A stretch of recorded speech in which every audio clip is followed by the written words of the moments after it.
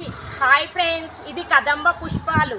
కదంబ చెట్టు ఇది పార్వతీదేవికి చాలా ఇష్టమైన పుష్పాలు. ఈ మాసంలో కదంబ పుష్పాలు పార్వతీదేవికి మాలగా వేస్తే మనం కోరుకున్నవి నెరవేరుతాయి. సో నేను కదంబ పుష్పాల మాల ఈరోజు మా ఇంటి దగ్గర పార్వతీదేవికి వేస్తున్నాను. ఓకే ఫ్రెండ్స్, ఇవి కదంబ పుష్పాలు. పార్వతీదేవికి కదంబ పుష్పాలు అంటే చాలా ఇష్టం. పార్వతీదేవి కదంబ వనవాసిని. సో మనం అమ్మవారికి కదంబ పుష్పాలు సమర్పిస్తే మన కర్మ కొద్దిగానైనా తగ్గుతుంది.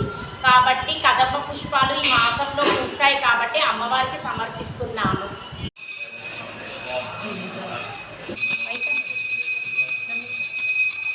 కదంబ పుష్పాలు పార్వతీదేవికి కదంబ పుష్పాలు అంటే చాలా ఇష్టం.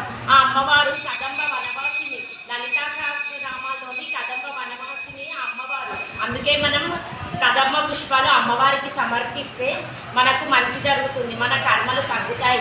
ఈ మాసంలో కదంబ పుష్పాలు పూస్తాయి కాబట్టి మీ దగ్గరలో ఉన్న చెట్టు ద్వారా మీరు తెంపుకొని అమ్మవారికి సమర్పించుకోండి. మీ కోరికలు నెరవేరుతాయి, కర్మ అనేది తగ్గుతుంది.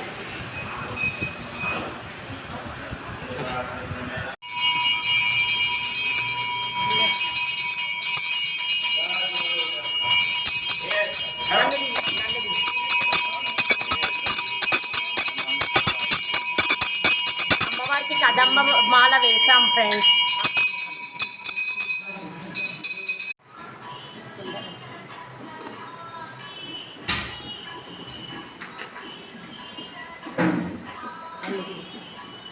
అమ్మవారికి కదంబ మాల వేసాము.